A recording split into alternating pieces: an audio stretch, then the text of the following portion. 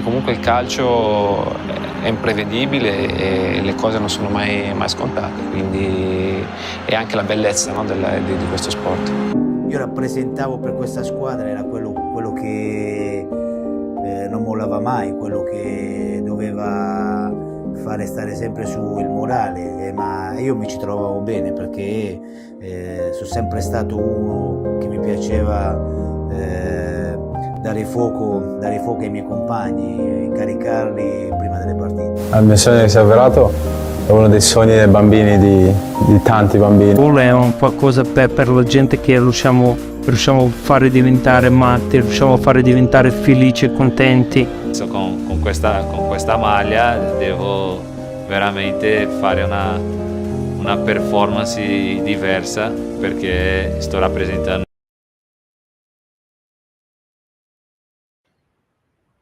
Morning, evening, afternoon. Jesus Christ, already the stream just started and I've already screwed up. Morning, evening, afternoon, everyone. How are you doing? It's your two favorite hosts from Milanistas 360, Hosni, and of course myself, Shane. Yeah, there's a lot to cover this week. None of it good news, to be honest. Keeping in form with the last 3 years of this club. But before we get into that, Hosni, how you been, man? Not great. As everyone knows, that it's not been a good week for Milan fans, nor has it been a good season on top of that. So we're probably going to go through our feelings at this point. And yeah, for those who are tuning in and, who are listening to us on our Apple Podcast, Spotify, or any other channel, thank you so much. Please like and subscribe. And once again, the call is out. If you want to join our WhatsApp group, then please drop us a DM on our socials and we'll be sure to add you in. But yeah, that's just to talk about more of our miseries, right, Shane? We don't really have anything positive, and we haven't had anything positive for a while, so that's unfortunate as well. Yeah. Well, at least it's a nice sunny day outside. There is that. I mean, it could Please be send worse, some right? of that sun here because it's raining quite heavily right now, and oh no! I wish we had nice weather minus the heat because the humidity is also through the roof here. Oh, that's tragic, man. I hate that. Nothing worse, dude. Nothing worse. All right, so I guess let's get into it. All right, so what do we want to cover? How's first, doesn't he? Yeah, let's really talk about just a few minutes in terms of what happened last week. It was already a bad season that was put together. Now it's even worse with what has happened. Everyone knows my feelings about this. I really did want us to win. We didn't. Not really against any expectations because everyone knows that we are doing so badly this season. But that's pretty much another big nail in the coffin. Not to say there weren't enough nails in the coffin already. So really bad week. I was incredibly disappointed. I really wanted it, yeah. So there were some fans that I know, in terms of how or what would really push this management to change. A loss would really build that and that what's already a very credible case for change. But I really want that trophy. Yeah, I'm not going to hide behind it. I really wanted this to win. It would have given me something because I will be seeing them live in July when we play Arsenal in Singapore. So that would be at least something to uplift my spirits, but it didn't. I watched the replay of the game. I didn't watch it live. I was hoping that when I woke up, because the game was played about 3 a.m. Malaysian time, that we would actually be able to scrape a win. Yeah. So I knew it wouldn't be easy. We wouldn't have pulled away with maybe a 3-1 win or maybe a 2-0 win. It would have been maybe by a goal difference, but it worked in Bologna's favor. So they scored a goal. We really had nothing. Yeah. So with the replay that I watched, a few moments that I thought we could do something, and I'm discounting what happened with Jimenez. Jovic moment was good, and that came before they goal in the first half. But after that, so many issues, so much bad quality. So I also remember the charge by Fofana through the center, and he got close to the box, but yeah, overhit it. There couldn't be a connection to. I think the striker was still maybe Jovic at that point. We couldn't do anything with it. It was so bad. Yeah, and as a Milan fan, we always want to win games. Yeah, we always want to win trophies, regardless. But it's been so bad, so bad. I'm just so lost for words sometimes. That's what's really going through my mind and through my heart. And big shout out to Sriracha Ketchup. You've quite regular here, and pretty much appreciate you, bro. The username is great. Appreciate It's your comments as memorable. well. So the Yeah. chat is overlaid. We're not gonna have to read it out, and everyone can see it for what you say. Sriracha But Ketchup's don't worry. updates. In the last few minutes of the chat, we'll open up the link, and everyone can come and join us if you have time. Shane, so what was going through your Not mind? when everyone. You Not everyone. either watched most or when people. you knew that we Yeah. lost. Yeah, man. Yeah, so I watched it. I was having a really good day. I had good news at work. Some very good news at work. My girlfriend came over, spent some time together, and then it was like, all right, great. Now I get to go out and have a couple of beers, watch the game. And then the game happened. So it was to be honest, I kind of called it. So I was on a podcast with some friends of our channel, the MLM podcast. Shout out to Max and Gino.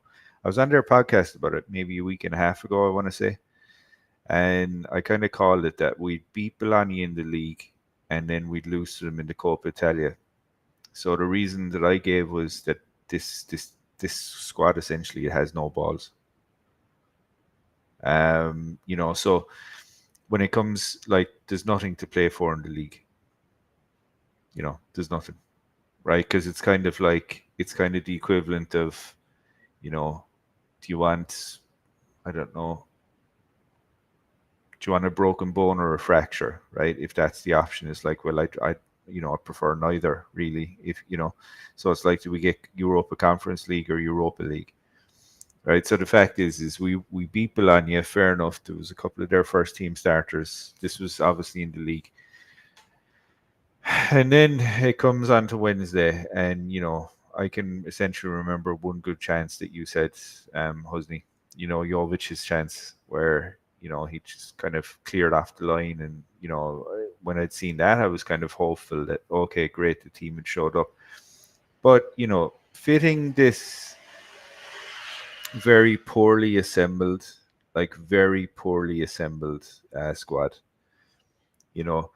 when it comes time for them to really show up, they never do. They're not capable. If through some miraculous situation where we were 2 points behind Inter, and let's say we were playing them the last day of the season and we were 2 points behind. Let's say Inter were first and we'd need to beat Inter to get to first, right? On the last day of the season.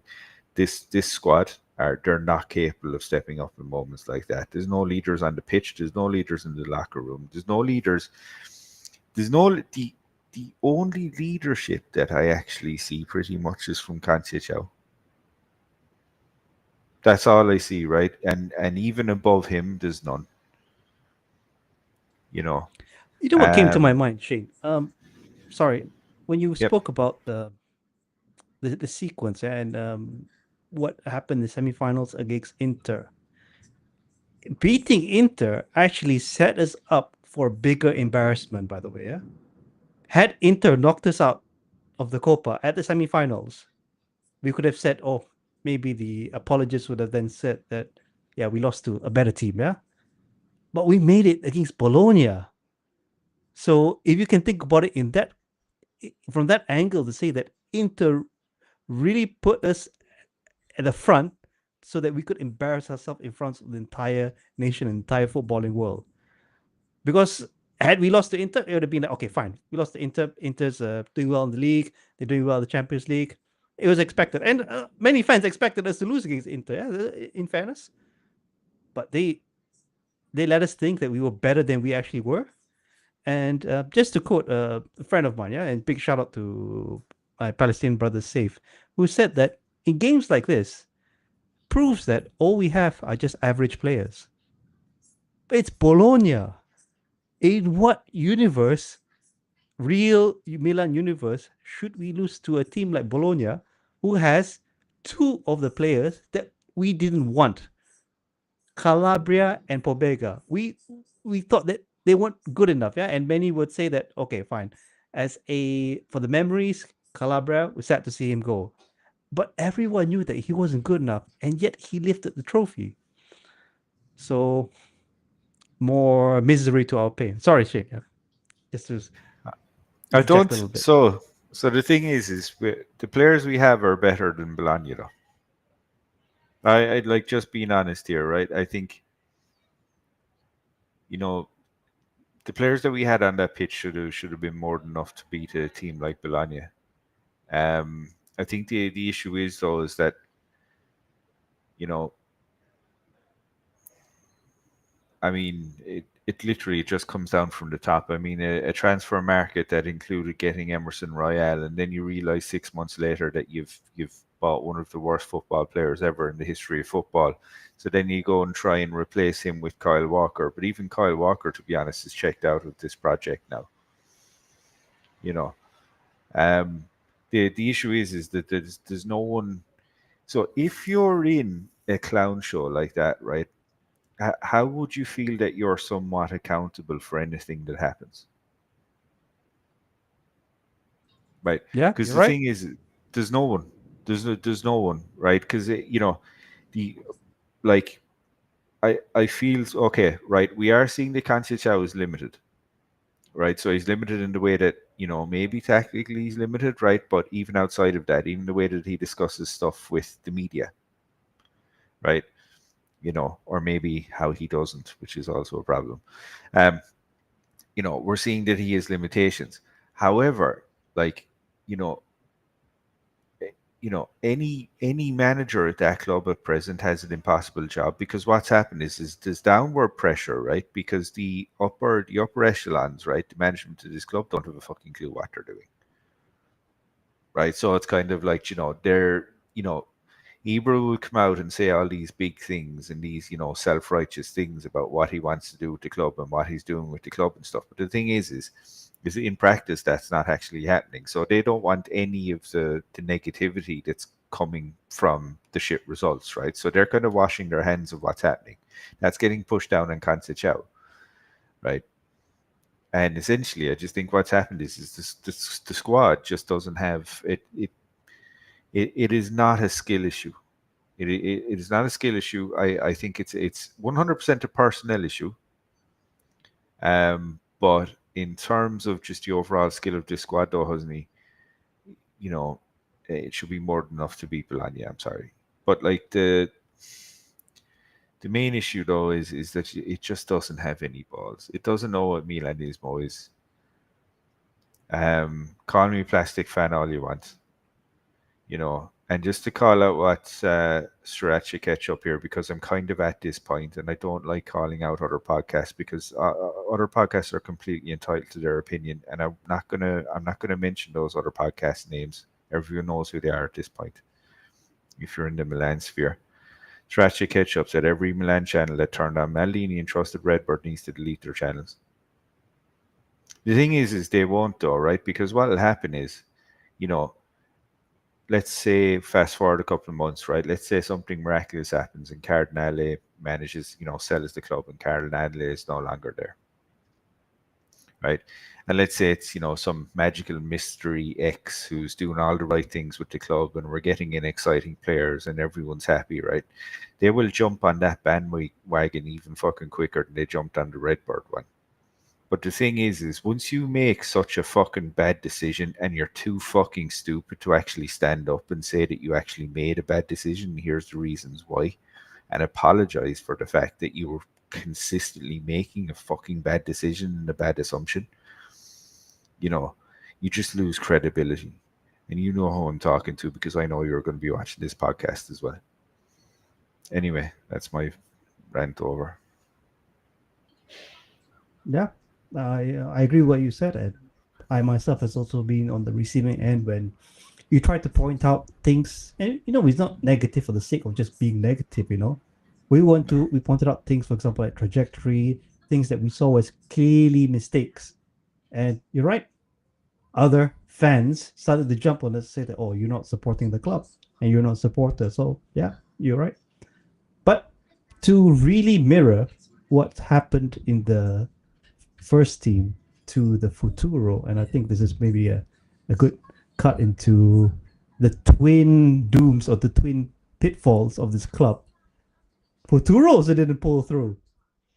So, I mean, it's something that we knew was going to happen. Maybe there was that little sliver of hope that might be able to pull off. And okay, let's be honest here. We shouldn't or the Futuro shouldn't really be in that situation, considering that is Abate's Primavera team that has performed, you could say, miracles, yeah, in the youth league, taking it all the way up to the final. Can you imagine for that sort of age to take against the best academies in Europe to take it to that level? It should have been not a walkover, but it shouldn't have been a problem to stay in CRC with those guys. So they've been losing matches like. But you see, this is just what you said, Hosni, right? This is a perfect. So what's happening in the Futuro, right, is essentially it's the exact same thing that's happened in the senior squad, right? But it's magnified into a much shorter period of time because the Futuro is still a new thing, right? So essentially what's happened is you have a bunch of people up in Manchester. They don't have a clue what they're doing, right? Karowski has about as much clue as Forlani does, right? So the thing is what he's done is he's gotten in these kids, right? These kids, there's a big difference when you're like a 17, 18-year-old, right? And you're playing against a guy that's 30,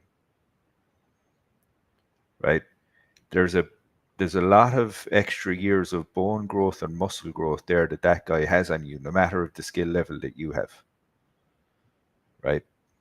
So logic, right? And someone coming from the game and not the fucking MLS, I'm sorry, not the retirement league that is the MLS. So like logic would say, well, hold on, we need to probably buy some, experienced Serie B players, right? Because, they're going to have to, they can bring some of the guys through, some of the kids through, but we can't play this league with only kids because this is the result. One of the positive things that we had said, despite us always being classed as negative, one of the positive things that we said at the start of the season was well done, Redbird, on the Futuro project. Because that's something that needed to happen, and it would hopefully make us competitive along with the likes of Juventus, right? They have it as well, but they can't even do that properly, and it's literally because it's magnified because it's all in one season. But it's essentially the way that they've screwed up the Futuro project is essentially what they've done for the last 3 years, and it is no one being accountable for their bad, terrible mistakes. Right, no one's getting fired, no one's losing their jobs, and it's literally people guessing at how to run a football club in 2025 for a club of this size. You cannot defend that in any, and I'm not saying you are, Hosni, but I'm saying like people, there's no defending this, like complete lack of, and it's like even them just coming out and not saying that they're fucking up, I mean, a big point for me was when Forlani actually came out and said, "Oh, well, this season has been a failure," and you're kind of going like, yeah, we did that 20 games ago, right? We did that 30 games ago. Dude, it's like you signed Fonseca as a manager, you signed Emerson Royale, like you signed Morata, like to replace Giroud. Your answer is getting Kyle Walker, which is, to be honest, that makes sense, right? And it does. But the thing is they haven't even done that properly, because at this point now, and this is right in a way, this is why I'm not lying to you, Hosni. We are at a critical point in the history of this club, right? We're critical right now, because Redbird have to go, and they have to, they can't. It's untenable for them to stay where they are, right? But the thing is if they do end up staying, right? Walker's getting sent back to the EPL because there's no UCL, right? Rangers is probably going to get sold, like that. This is going to scupper us for another 3 or 4 years, and we're going to go through another banter era. And this one, it's going to be like a self-imposed banter era. This one hasn't been imposed by financial fair play rulings or stuff like that because we're broke. In fact, we're the complete opposite. Because what's fucking annoying me now, Hosni, right, is I thought one of the positives of having, positive balance sheets was that, if we didn't qualify and the worst happened, which the worst has fucking happened, by the way, that we haven't qualified for the UCL, I thought we then didn't have to sell players. Yeah.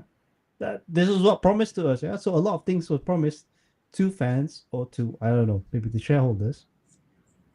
Not going to happen. I mean, it's not too long ago. We sold Tonali, yeah? Did we need to? I don't know. Did we really need to sell him? I mean, look, even with the Tonali thing, right? I think, look, with the Tonali thing, right? Careful how I word this, right? I think it's a huge coincidence if they didn't know about the gambling and they didn't know what was about to happen. And then they sold him to Newcastle. Obviously, we can't prove that, right? But let's say, right, theoretically that they knew, then it made sense. Okay? It made sense. But the thing is when you look at the proceeds and you look at the money that, that we got for Tonali, right? That was a small number for a player of his quality, right? And next thing, it's like we got in like a ton of players. We got in Rangers, who I think is a good player, right? And we got in Pulisic, who, again, right, good buys. But look at the rest of the transfers that we got in. Like the ownership I have so little confidence in this ownership, dude, to stack this squad with any decent players. Yeah, indeed. So when Tonali was sold, there was, if I can say, a hype among certain fans that, yeah, Pulisic came, and who else came that we could? Yes, Rangers came. I don't think Rangers was a Maldini target, but Pulisic, he was always on our radar, yeah? So there was nothing new. But then you can always say that, and this is what I said. If you look at it in the context of the entire transfer market over 7 seasons, you're never going to get every player right. Yeah, so not every player was going to work out. It happened when Maldini was there. It's going to happen after Maldini leaves, yeah, or after he left. And with this, so everyone knew that not everyone's going to work out, but there were some obvious mistakes there. Emerson Royal, as everyone know, and been harping about, and I want to go back to also the mistakes that were happening in management, because those were also the changes that were that took place. Yeah, so we had in the team level, players that come and gone, but also in terms of the management level. And I'll take it back to what you mentioned about Zlatan's friend. So this is what's it called? Cronyism. Yeah, when you get your buddy. I don't think it's nepotism because they're not related. So this is where you get your buddy really to give him a job, because obviously his current job is not good enough, or he's not doing well, and Zlatan somehow owes this guy a favor, and he put him in charge of Futuro. In addition to paying this guy's salary, and he's achieved absolutely nothing. And I saw the article, 15 million down the drain with Futuro into Serie D. So let's just put that all into context, yeah? 20 teams in Serie D, if I have the count correct. 2 teams, I think, will get relegated, yeah, because the last 4 they're playing some sort of a playoff. Yeah. Or was it 3? The last one automatic. The other 2, they'll be playing the bottom. I think it's 3. So the bottom 2 get sent down, but then the next 2, the bottom 2 have to the playoff. Yeah, a playoff. So you have what? Let's talk into the maths of that. Yeah. So with 20, you have a small chance of being relegated. And when you're relegation zone, you still have a chance of getting out. We couldn't do that. Again, 15 million down the drain. We've achieved absolutely nothing. And trace it all the way back because Zlatan appointed his friend. And now we're going to talk about the interview a little bit. And I'm just going to read out a quote from our former member of management, Boban, who we all know is very outspoken. So he was outspoken when Elliot were in charge, and he got the shaft, sued, and won. Okay, let's put that out there. And this is what he had to say about Zlatan. For everything he is doing now, it's not like Ibrahimovic, not the one we thought he was. Even this latest delegitimization, with his proclaimed strength, dignity, and courage, you leave immediately. Immediately. Where did everything I thought he had go? I'm very sorry. Words from Boban. And the reason why I want to mention this quote, not only talk about Boban's interview, which we will cover in a bit as well. There is fraud happening at several levels here, yeah? So we look at a player like Emerson Royal. He's obviously a fraud, yeah? And it's so obvious, but his management didn't see it. But on the management level, yeah? Managers or people that have actual decision-making powers making this sort of mistakes, not in the interest of the club, in the interest of themselves and their friends. What has it cost us? It's cost us money, it's cost us prestige, it's cost us a lot of heartache, especially if you're a fan. I just remember this as well, Hosni, right? And this is a very important point that no one ever seems to bring up, right? Not only do we have the most hated ownership probably in world football, probably just on par with Man United, right? Which that's an achievement in 3 seasons, by the way, right? But these are the highest paid, like, you know, like board level owners in Serie A. Like this is the new Milan. Do you know what I mean? Can you imagine, dude? Can you imagine, like, this is the highest paid, like, and the levels of incompetence.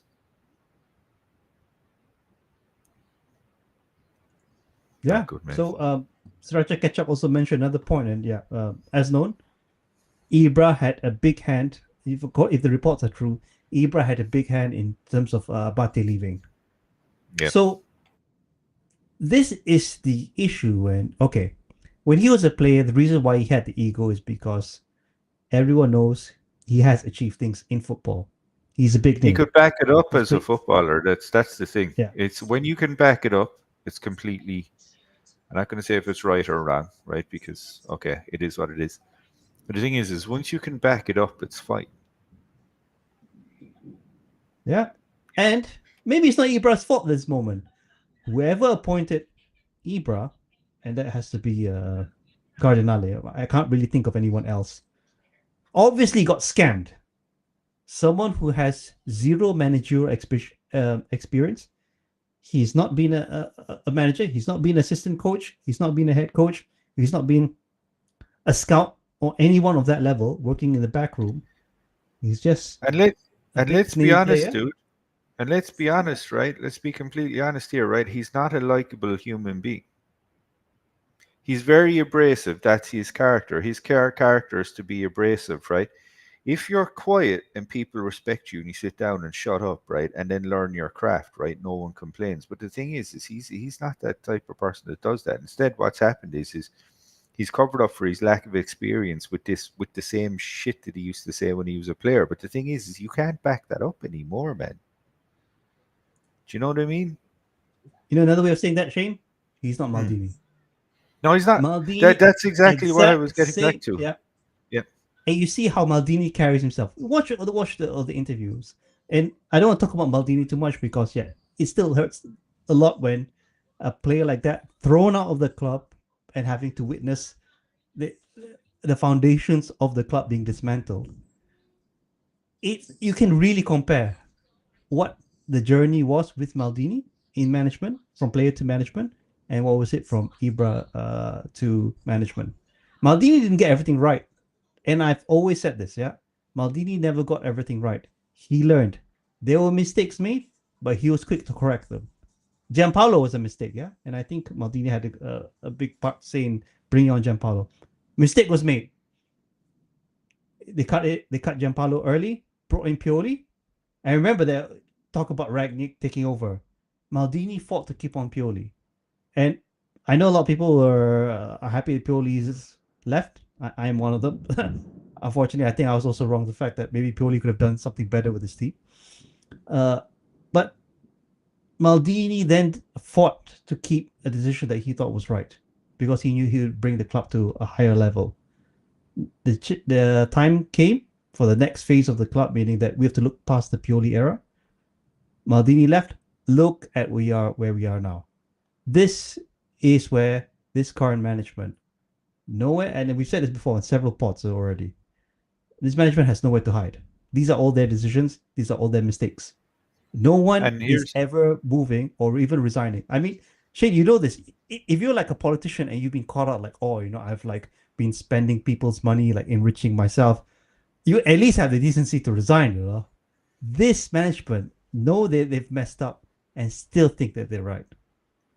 It's disgusting. But keep in mind, right? Just to get an understanding about how bad it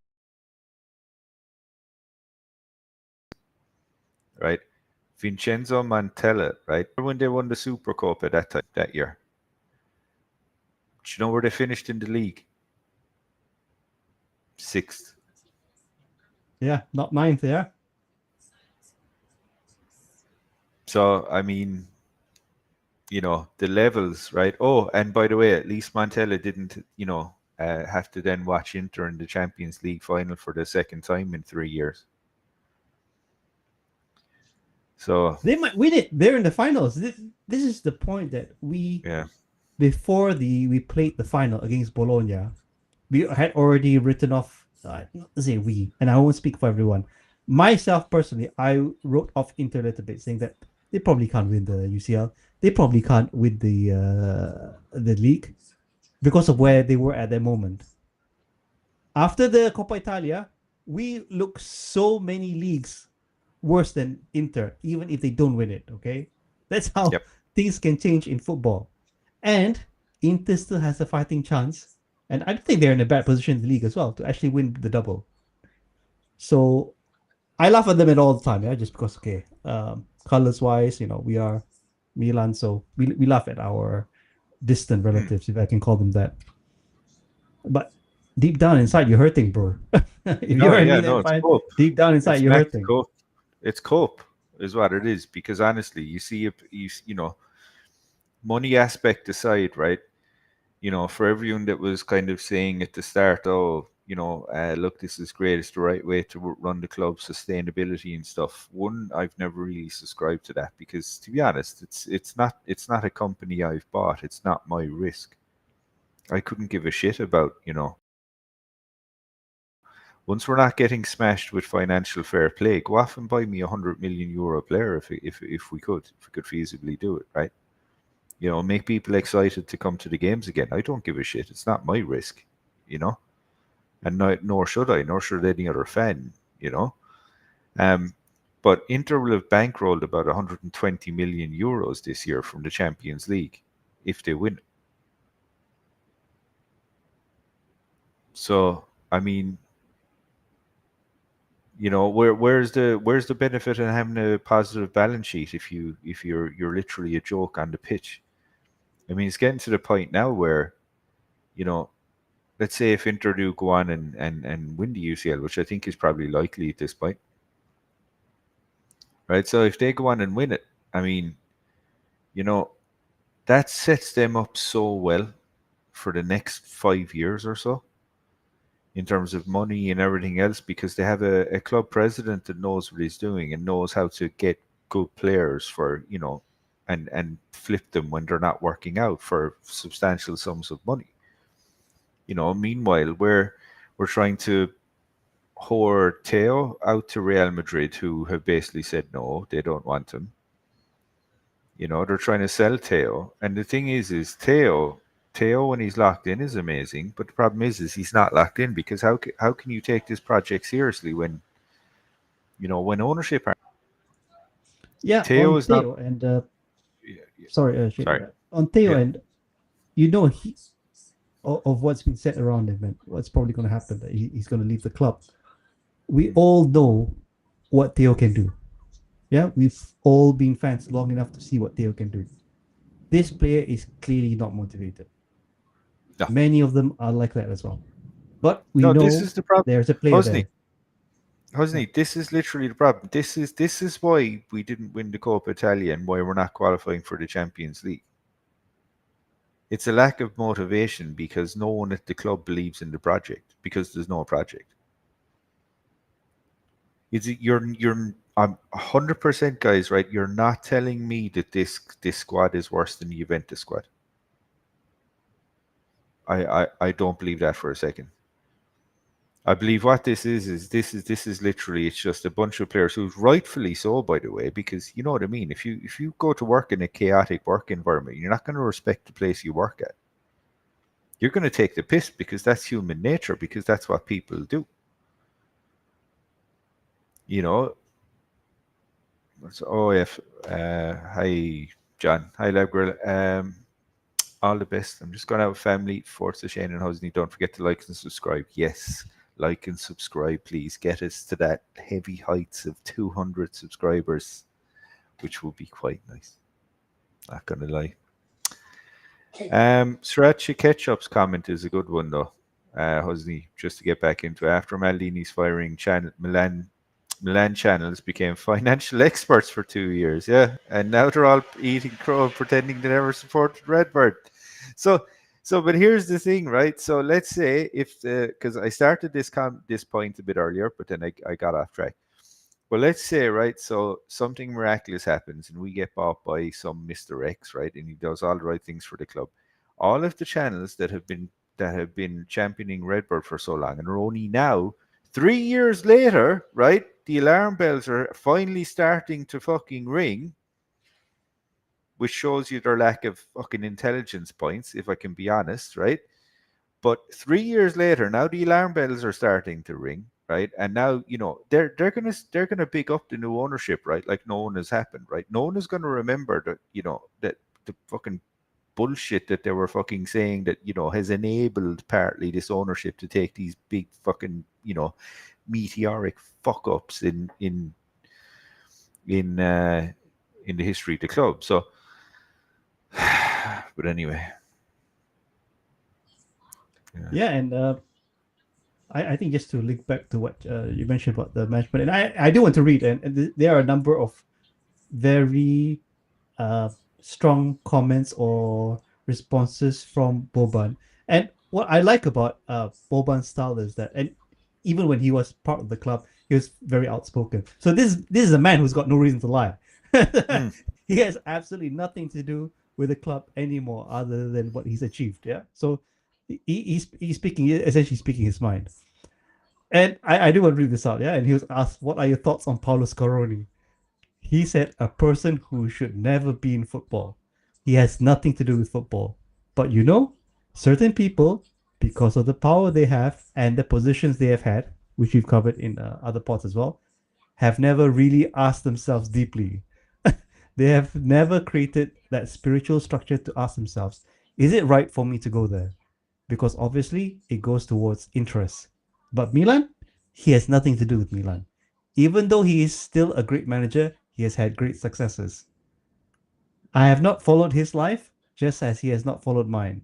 Once, when we had to go to Lega Calcio, and he couldn't. We were at the stadium. I was addressing him formally because I was keeping him quite distant. Then the rest of the interview goes about how Scaroni asked for his CV and all that. I mean, we spoke about the resumes and the background of some of the members of management in previous podcasts before, and you can see how these pieces are really, they make a bad situation worse. So now that explains really a big part of why we're in the league. And coming back to your point in terms of the balance sheet, yes, the everyone knows the linkage between sporting success and how it helps the clubs financially. But I don't know why this management and how it was portrayed to fans, meaning to say that linkage isn't really that important. There is a linkage. I don't think they've denied it, but it wasn't really that important. They talked about the stadium. Never happened. Yeah, it's been years. Never happened. Not gonna happen. I don't know. But you're not gonna see any construction anytime soon. And we've spoken about that in previous spots. Our transfer market, like you mentioned, Shane, they shouldn't be a reason why we have to go into the selling mode. If Reindeer said that I don't want to go to Manchester City, there shouldn't really be a need to force him out. Maybe he says that for whatever strange reason he doesn't want to leave the club. Maybe he likes AC Milan. Maybe. Futuro, all these decisions, it's inexplainable in terms of how, even if you're looking purely at the monetary aspect of it, that you decide that we don't need to win, yeah, and it's something that life goes on. Because what it is, Hosni, it is what it always has been. It's a Yankee hedge fund, right? Masquerading as someone who gives a shit about the sporting side. They don't. It's a real estate project. That's all it is. It's a real estate project, right? The main aim was for Cardinal. It come in, right, build a stadium, flip the fucking thing, right? But the thing is I think he was probably, and again, we've covered this to exhaustion at this point, but he's just, essentially he hasn't come in, he hasn't researched the market that he's going into, which is Italy, where there's a lot of bureaucracy and other things, right? And I don't want to say corruption, but I don't know of another word to use.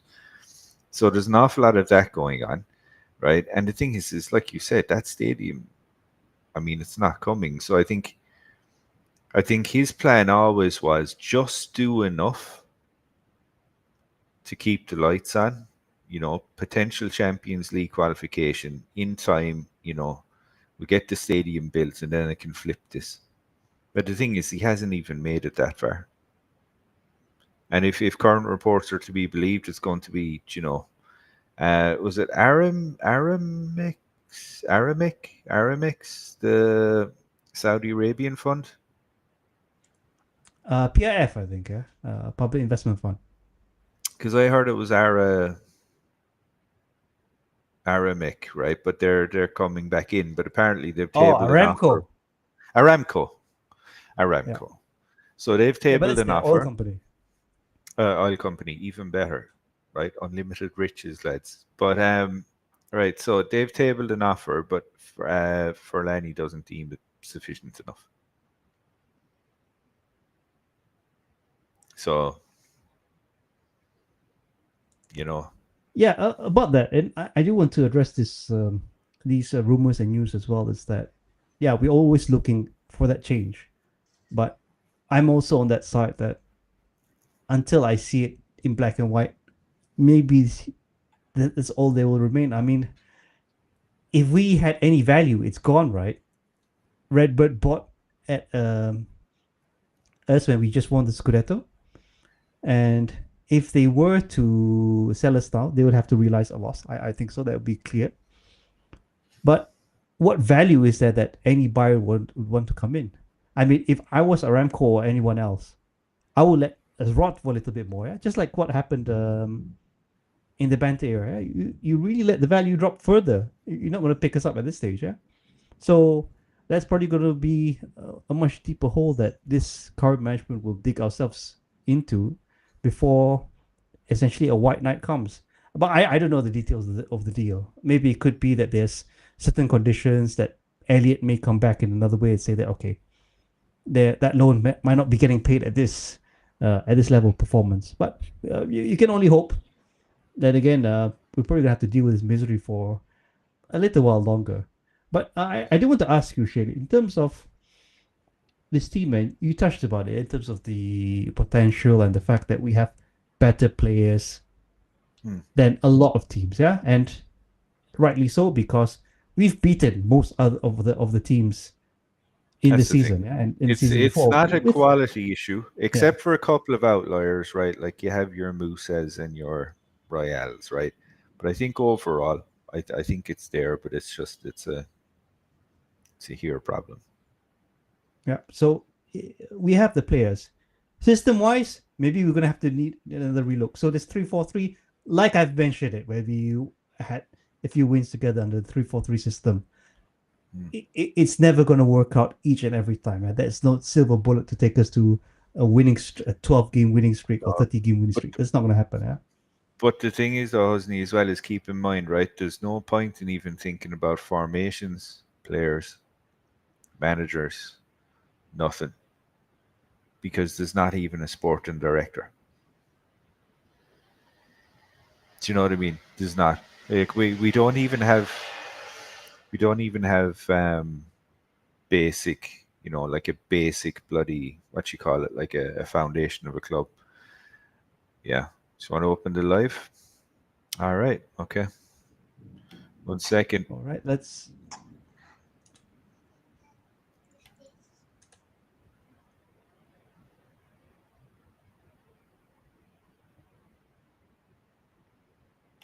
Okay. The link is there, guys. For anyone who wants to join us, pretty much. Just click on the link, and we'll see you in the background, and we'll be able to add you to the live. You can speak your mind. I think very much in terms of the content for today is very much it's airing our feelings. I'm sorry we don't bring both Shane and I don't bring the professionalism of John. He's very good. He's very he's great with the slides, and it's a different level. So this is when we started out the channel with Shane and I. This is essentially how we did things. But we will welcome anyone who wants to log in. Please log in, and yeah, we will and join us. But whilst waiting for any of our viewers who want to join us in the lives in the last few minutes of this pod, I do want to ask you, Shane, because we're very close to the end of the season. If anything major were to happen, and maybe if I can push it a bit further, if you wish for something major to happen, realistically, in the next few months, what would it be?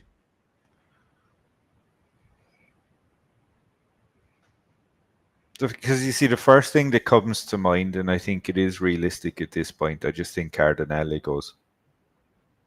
I think it's at a point now where it's untenable. It's I think it's no longer tenable. I think the project, the way it was built on magic algorithms and Moneyball and all of this, but essentially it's all been tried and tested in this chunk. So the thing is their main hypothesis just hasn't worked. If that doesn't happen, I mean, I guess what the next best thing would be, like competent management at the club. So in terms of, I never want to hear from Cardinale again, even if he still owns us. I want, so the likes of Ferlani gone.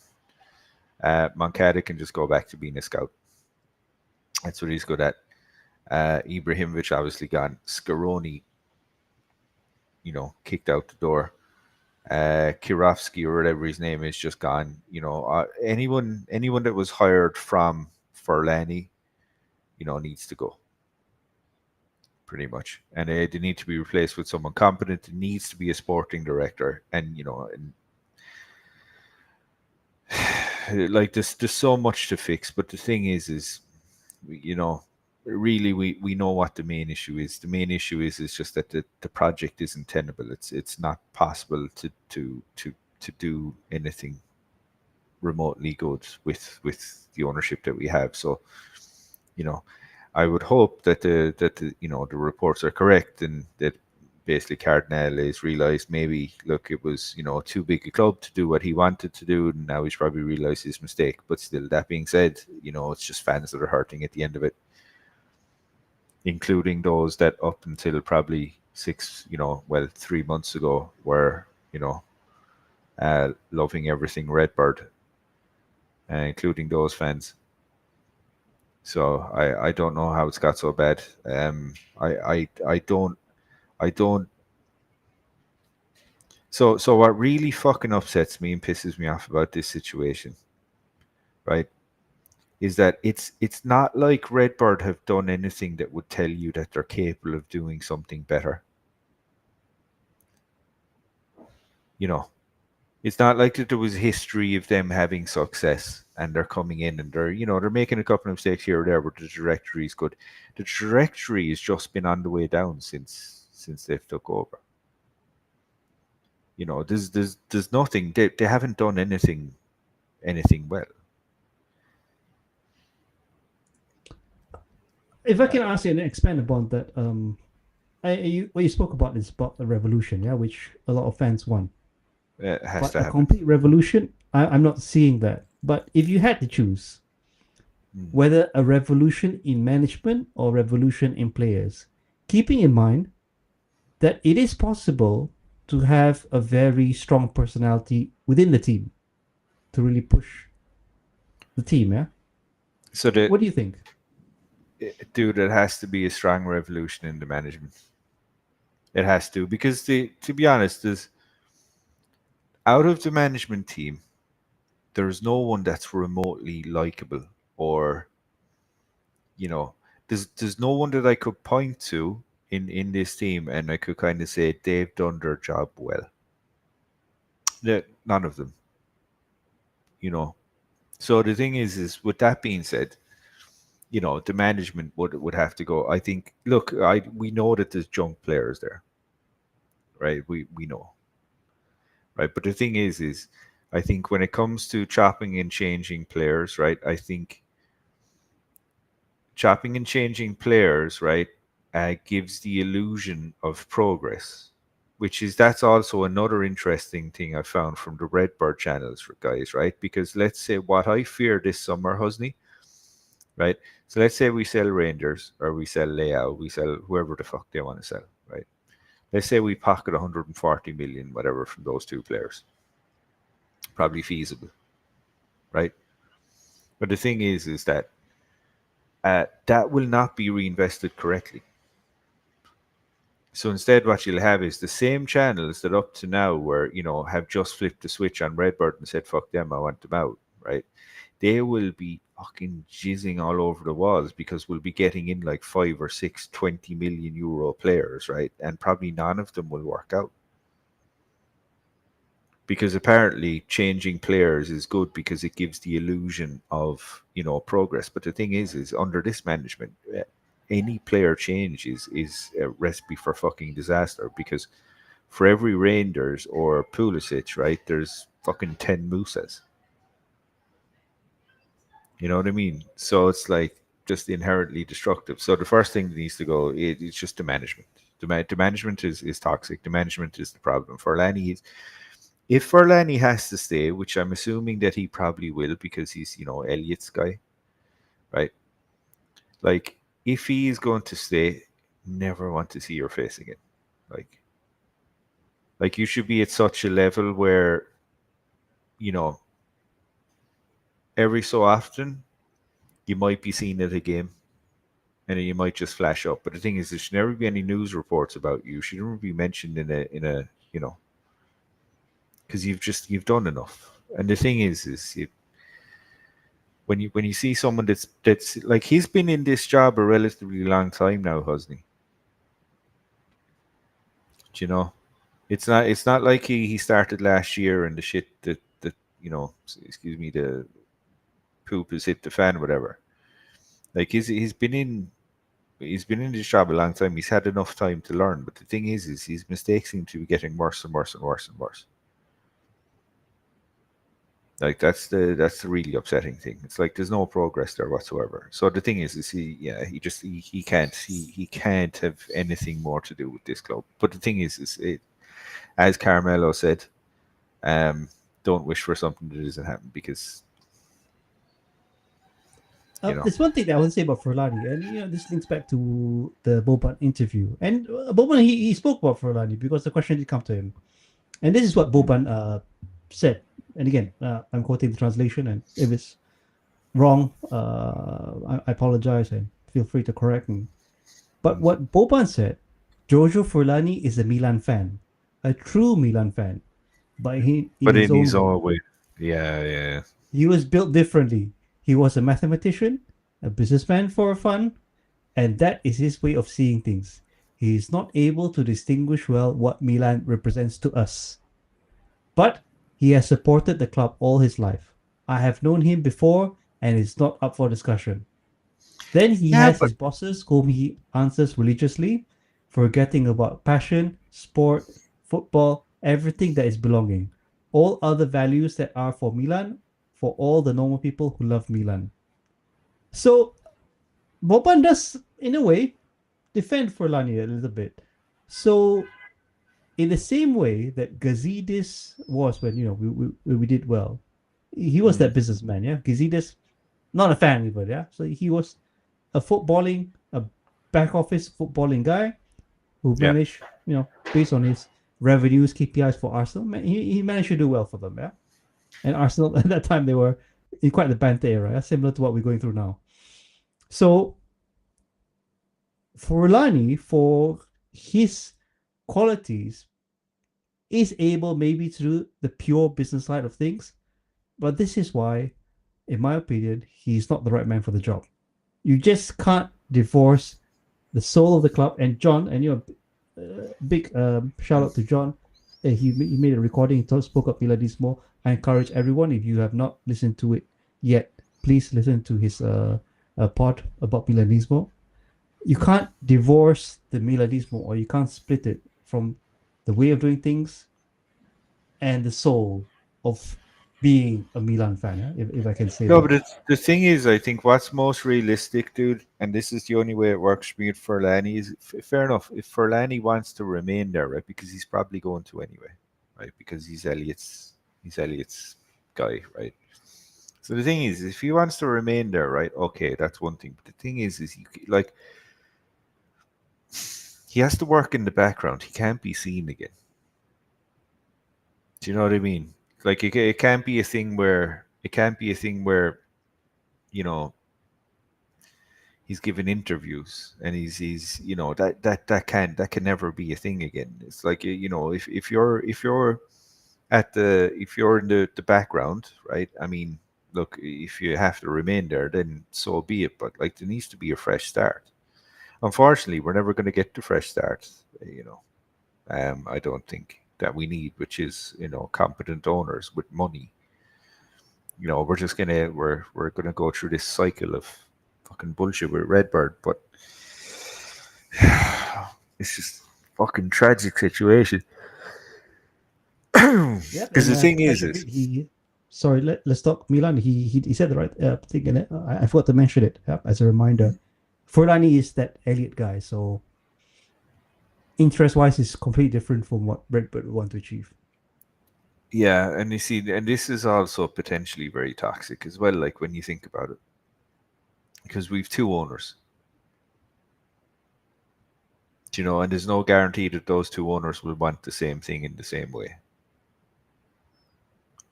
So I mean, again, like it's organized chaos. Like there's nothing remotely operating like a professional football club here, and unfortunately, because of the way that people are, I mean that proliferates and then propagates down the chain, and next thing before you know it, then you have us bombing out to, I'm sorry, but fucking Bologna in the Coppa Italia after beating Inter in the semi-finals. Yeah, but I mean, a lot of these things that what you've mentioned is that you're right. Yeah, had we had success on the pitch, all this becomes irrelevant. Yeah, Forlani can be a complete. He's already. Yeah, he's a complete dick. But his exact words, say them if we're at the top of the table, is a complete different feeling to where we are now.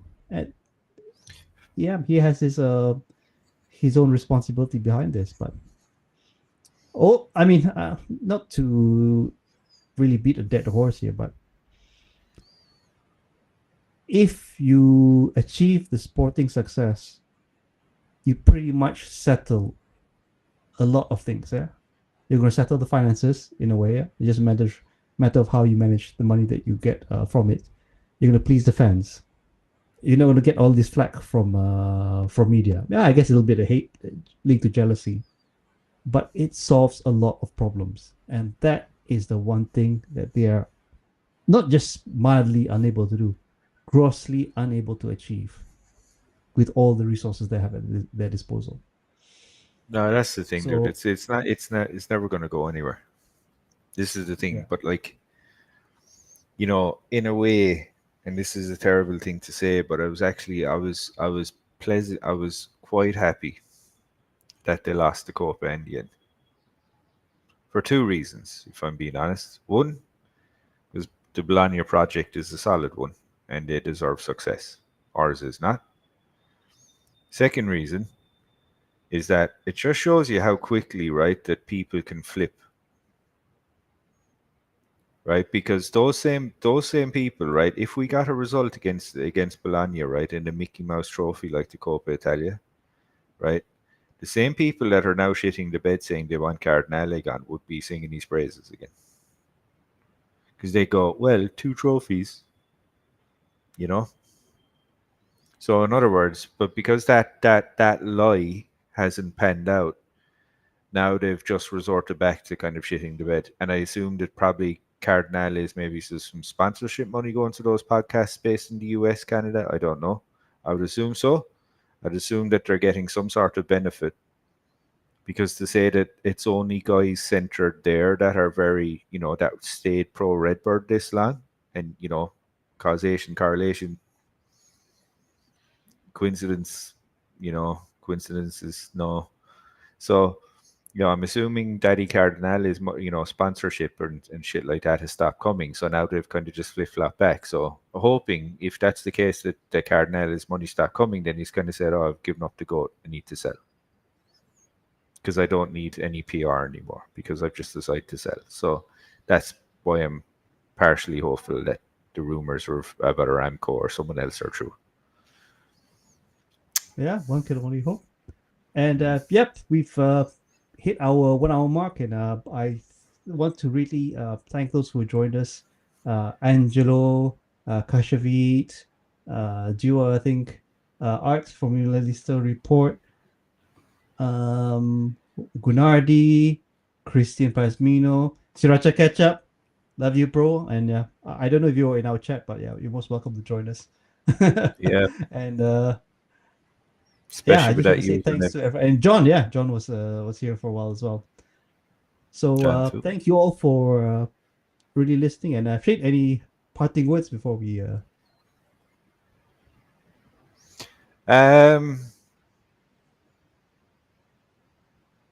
Let's just hope for the best. So the best outcome is that Cardinale sells. What will be absolutely toxic to this club is if they stay around and we get another Mercato with Redbird in charge, because they will gut this squad. And, you know, forget about qualifying for Europe. Forget about qualifying for the Champions League. Qualifying for any European competition and all will be difficult, guys, because this is, you know, this is where we're at. I'm sorry, it's Nico. My bad. Sorry, it's Nico. I'm sorry, Nico. Sorry, bro. I completely missed it. I thought it was. Sorry, I think Art is the real Milanista or something like that. Yeah. Oh yeah, sorry, Yeah, dude. Nico. Yeah, sorry. Yes, My bad. I just realized what you said. Sorry, there. Okay, Shane. yeah. I had to fine. make the correction. Although maybe it's Art pretending he's Nico. Well, it's definitely not Cardinale, right? Maybe Sriracha Ketchup's actually Furlani, and it's just him. Kind Maybe, of, you yeah. know. He needs an online or internet personality to really navigate the mess that's going on. But I Sriracha Ketchup, agree with you. do you get a I- boner when you use Excel spreadsheets? Answer that question. But I That's all completely we know. agree with you, Shane. We're gonna have to need a big revolution for things to really change. But this is where we're caught in a bit of limbo, because there's not enough to feed on in terms of the realism behind that revolution. Things can continue the way that they have been, which then you can probably expect another season, not only out of the Champions League, but possibly out of Europe as well, because it's not going to stop the rot. And I know that many have called for not buying their merchandise and all that, which I understand and I fully respect. But I don't know if that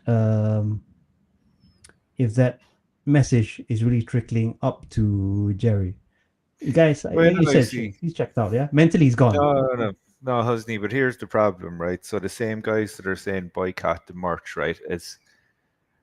So what'll happen is they'll be saying that, right, until fucking Rangers is sold and Leao or Rangers and someone else, right? And then we pocket that money and then that's recycled into new players. And then, you know, all of that, boycott the merch is forgotten about because people are so fucking retarded these days, right? And, you know, long-term memory is no longer a thing. It's all short-term and short-term gains and wins and all this shit. So they'll completely forget about the merch then, and they'll go off and buy jerseys with, you know, this piece of shit new player that we bought because, you know, he'll probably work out. Well, that's what'll happen, you know, because if Cardinale does stay, it'll just be, you know, he's going to try and win over favor by, you know, sinking any money that we get from Tijani into these unknowns, and then trying to placate the fan base with, you know, further fucking smashing us into mediocrity. And this is what it is. So this is why, as far as I'm concerned, honestly, Redbird cannot be in charge of another Mercato with this club. They cannot. They can't. Yeah, wise words. And with that, thanks again to everyone who's joined us. Please like and subscribe. You can catch us also on Apple Podcasts. And thanks to those for listening on other platforms, Spotify, Apple Podcasts.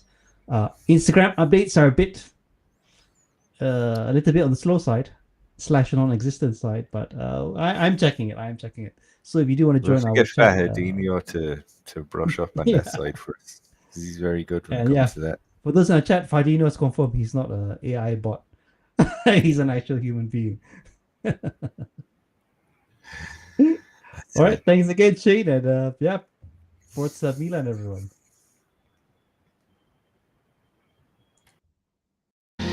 Che comunque il calcio è imprevedibile e le cose non sono mai scontate, quindi è anche la bellezza, no, di questo sport. Io rappresentavo per questa squadra, era quello che non mollava mai, quello che doveva fare stare sempre su il morale, ma io mi ci trovavo bene perché sono sempre stato uno che mi piaceva dare fuoco ai miei compagni, caricarli prima delle partite. Il mio sogno di si è avverato, è uno dei sogni dei bambini, di tanti bambini. Il gol è un qualcosa per la gente che riusciamo a fare diventare matti, riusciamo a fare diventare felici e contenti. Con questa maglia devo veramente fare una performance